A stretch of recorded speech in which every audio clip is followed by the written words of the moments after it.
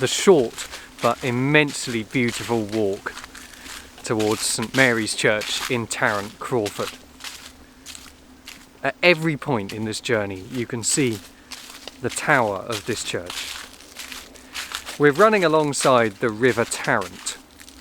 There are 8 communities which bear that name in this part of Dorset, and Tarrant Crawford is the final one.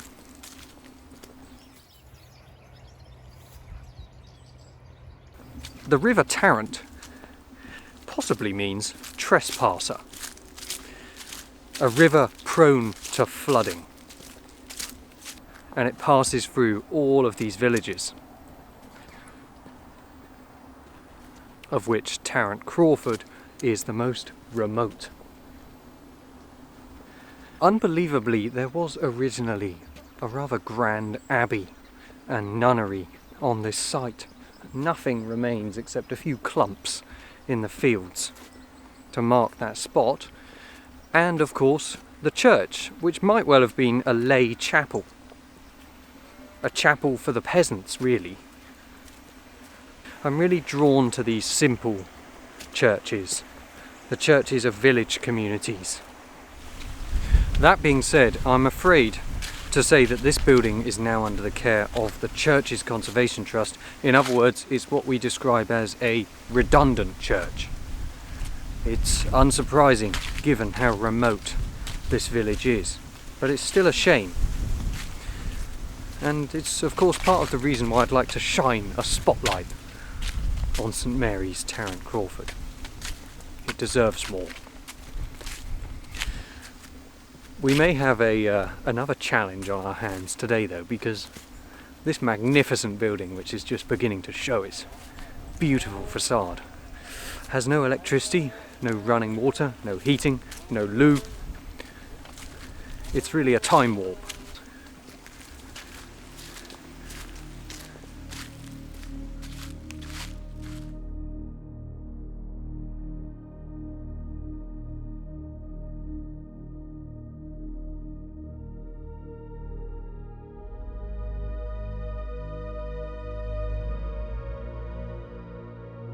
St Mary's Church stands at the end of an avenue of ghosts. The whole parish has disappeared. The abbey swept away by King Henry VIII in 1539.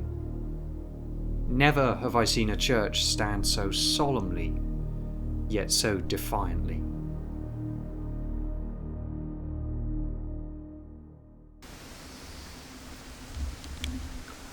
An incredibly distinctive, and can I say haunting looking building, with quite a thin but very high tower, and this hugely undulating graveyard. The wind is picking up, so it's time to go inside.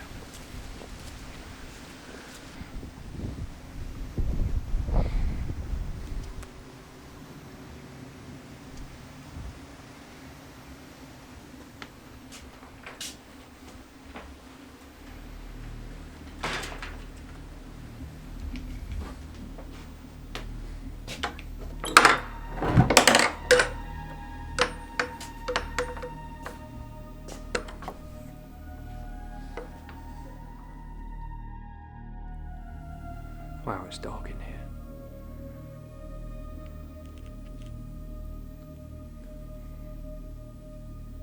Now that I'm safely inside, I hope you can appreciate why I just love coming out to churches like this one. Everything feels so original here. The rustic charm that this building has is completely unlike any other. Look in particular at these small pews which don't have cushions or anything like that on them. You can just hear the roar of the wind outside.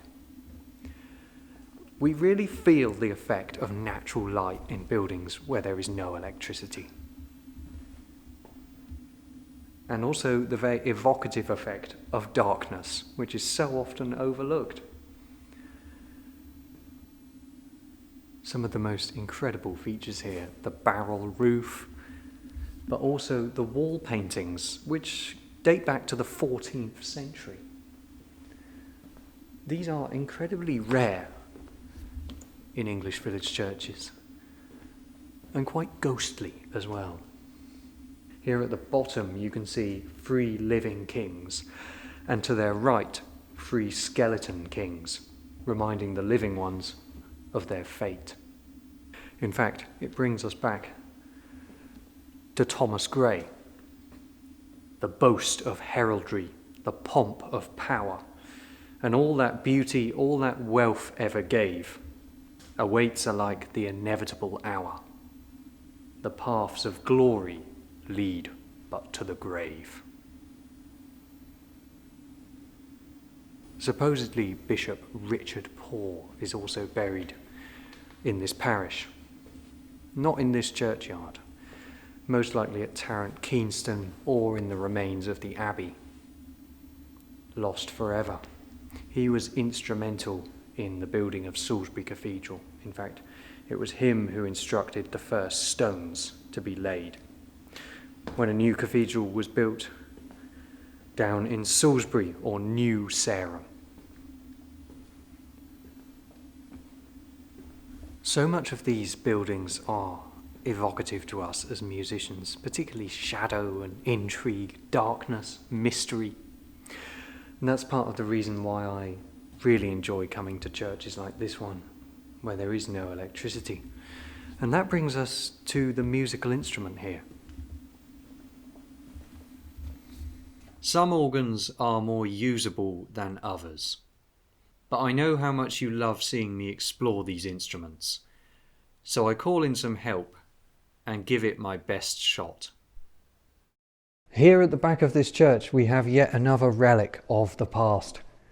This is a sorry state of affairs. No electricity in a church, the answer is always a reed organ. A harmonium, a pump organ, whatever you like to call it, it's essentially the same kind of instrument. A keyboard instrument which is pumped by the feet. I love these instruments. In fact, they're one of my favourite kinds of organ. They're so expressive when they work, that is, and we're not getting a good sign from this one already, just looking at it. We have a cover here made of felt, which has been nicely made, probably by one of the parishioners. And that reveals the keyboard. Above the keyboard is a copy of the Lord's Prayer and some hymns. We've got O Lord my God, which is How Great Thou Art. The Church is One Foundation, Dear Lord and Father of Mankind, and Crown Him with Many Crowns. I don't know when the last person played this instrument, but it's clearly not in any sort of working order. You can tell immediately because the pumping pedals are completely flat. They've been disconnected from the bellows. These are the straps which would have connected them, as you can see. But we have absolutely no hope of using this instrument. Below the keyboard are these knee swells. You push them to the right or to the left and it increases the volume of the organ. But of course they don't work, and nor does the instrument itself.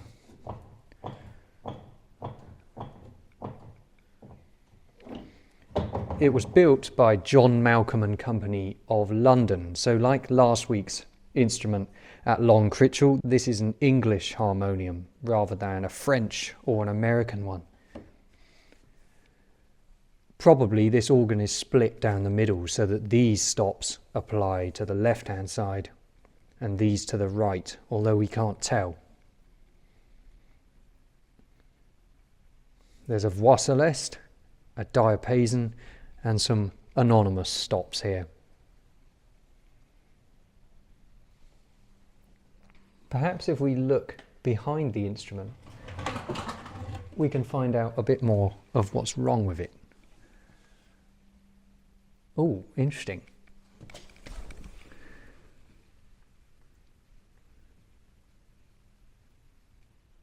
One really interesting feature, if you look round at the back of the organ, you can see a spinning flap.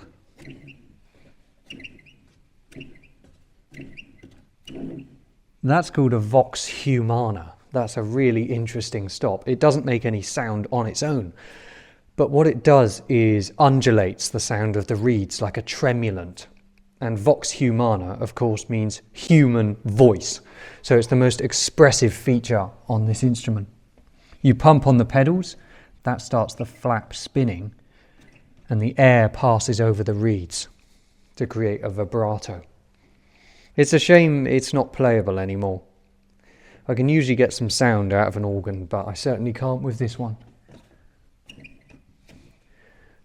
It's hard to say how long it's been in this state because the writing on the music desk suggests it's been used fairly recently, so it must have deteriorated quite quickly. But unfortunately, this instrument is dead. A sorry state of affairs. It leaves me with almost no options. But what is music if it isn't representation? Metaphor. 3 living kings, 3 dead ones. A ghostly dialogue between a speaker who is real and one who isn't. So I unfold my own harmonium and prepare the accompaniment to one of the greatest modern masterpieces of classical music. Meanwhile, the synthesizer tunes itself with the heavens, and I prepare for a ghostly duet of my own.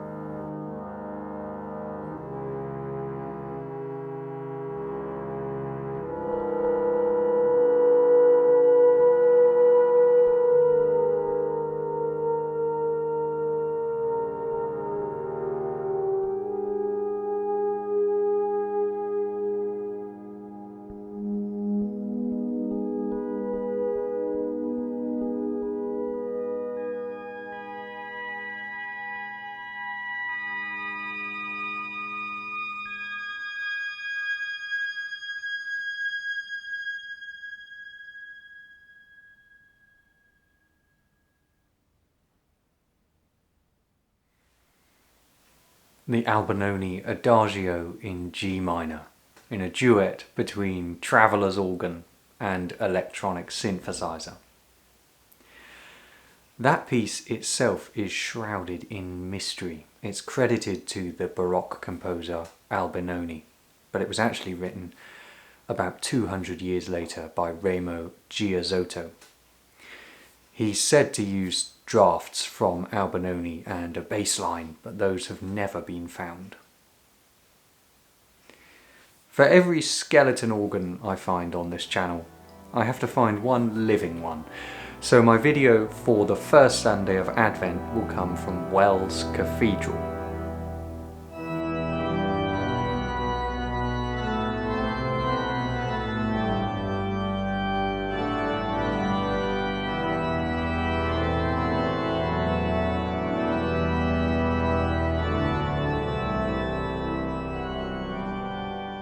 I wouldn't be being fair on myself if I didn't acknowledge the amount of work and travelling that takes place to produce films for you here on YouTube.